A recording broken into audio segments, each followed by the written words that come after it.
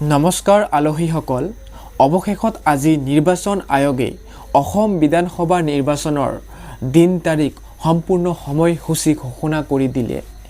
হয়, যোৱা কেইমাহমানৰ পৰা অসমত নিৰ্বাচন কেন্দ্ৰিক এটা হুলস্থুলমুখীয়া পৰিৱেশৰ সৃষ্টি হৈ আছে। সকলোবিলাক ৰাজনৈতিক দলে নিজৰ নিজৰ ৰণকৌশলেৰে আগবাঢ়ি গৈ আছিল। কিন্তু আজি অৰ্থাৎ 15 মাৰ্চ তাৰিখে অৱশেষত নিৰ্বাচন আয়োগে ভাৰতবৰ্ষৰ 4খন ৰাজ্য আৰু এখন কেন্দ্ৰীয় শাসিত অঞ্চলৰ নিৰ্বাচনৰ দিন তাৰিখ ঘোষণা কৰি দিলে, য'ত আছিল আমাৰ অসমৰ নিৰ্বাচনৰ দিন আৰু তাৰিখ। তো নিৰ্বাচন আয়োগৰ মতে অহা 9 এপ্ৰিল তাৰিখে অসমত বিধানসভা নিৰ্বাচন হ'বলৈ গৈ আছে আৰু এই নিৰ্বাচনৰ ফলাফল তাৰ পিছৰ মাহৰ 4 তাৰিখে অৰ্থাৎ 4 মে তাৰিখে নিৰ্বাচনৰ ফলাফল ঘোষণা হ'ব। তো আজি ঘোষিত হোৱা অসমৰ লগতে ভাৰতবৰ্ষৰ বাকী 4খন ৰাজ্য আৰু কেন্দ্ৰীয় শাসিত অঞ্চলৰ নিৰ্বাচনৰ তাৰিখটো এনেকুৱা ধৰণৰ হ'ব। অহা 23 আৰু 29 এপ্ৰিলত পশ্চিমবংগত নিৰ্বাচন অনুষ্ঠিত হ'ব।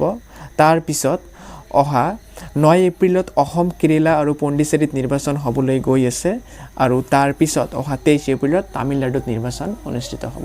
ঠিক আছে, আমি সেইবিলাকৰ বিষয়ে ইমান ডিটেইলছত নাযাওঁ, আমি আমাৰ অসমৰ কথালৈ আগবাঢ়োঁ। তো এইখিনিতে এটি উল্লেখযোগ্য কথা এইটো যে এইবাৰ অসমত অকল এটা দিনত অৰ্থাৎ এটা পৰ্যায়ত নিৰ্বাচন অনুষ্ঠিত হ'বলৈ গৈ আছে।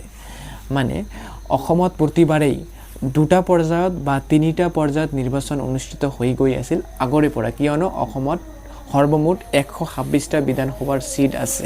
তো ইমানখিনি একেটা দিনতে মেনেজ কৰাত অসুবিধা হোৱাৰ বাবে 2 দিন বা 3 দিন সময় লৈছিল, যিটোক 2টা পৰ্যায় বা 3টা পৰ্যায় হিচাপে কোৱা হৈছিল। যদিও এইবুলি সকলোকে আচৰিত কৰি নিৰ্বাচন আয়োগে অকল এটা দিনতে গোটেই অসমৰ অৰ্থাৎ 126টা বিধানসভা সমষ্টিৰ নিৰ্বাচন এদিনতে সম্পূৰ্ণ কৰিব। তো এইটো আছিল নিৰ্বাচনক লৈ নিৰ্বাচনৰ দিন আৰু তাৰিখ। এতিয়া আমি আন এটা কথা জানিম যে নিৰ্বাচনৰ দিন আৰু তাৰিখ ঘোষণা হোৱাৰ লগে লগে ভাৰতবৰ্ষৰ নিৰ্বাচন বিধি লাগু হৈ যায়। অৰ্থাৎ যিহেতু আজি 15 মাৰ্চ তাৰিখে নিৰ্বাচন আয়োগে নিৰ্বাচনৰ দিন তাৰিখ ঘোষণা কৰি দিলে, অহাকালিৰ পৰা নিৰ্বাচন বিধি আমাৰ অসমতো লাগু হ'ব। তো এই নিৰ্বাচন বিধি কি? তো নিৰ্বাচন বিধি হ'ল এনে কিছুমান নীতি নিয়মাৱলী যাৰ পৰা এখন সুস্থ নিৰ্বাচন সংগঠিত বা অনুষ্ঠিত কৰিব পৰা যায়।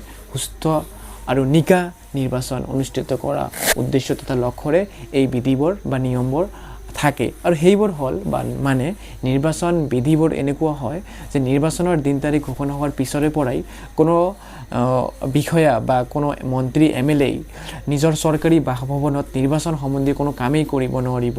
নিজৰ চৰকাৰী গাড়ীখন যিখন চৰকাৰৰ পৰা তেওঁৰ পদবী অনুসৰি দিয়া হৈছে সেইখন নিৰ্বাচনী কামত ব্যৱহাৰ কৰিব নোৱাৰিব, বা কোনো দল যিটো দলে ৰানিং চৰকাৰত থাকে সেই দলটোৱে নিৰ্বাচনৰ দিন তাৰিখ ঘোষণা হোৱাৰ পিছত কোনো চৰকাৰী আধাৰশিলা স্থাপন কৰিব নোৱাৰিব, কোনো চৰকাৰী আঁচনি ঘোষণা কৰিব নোৱাৰিব।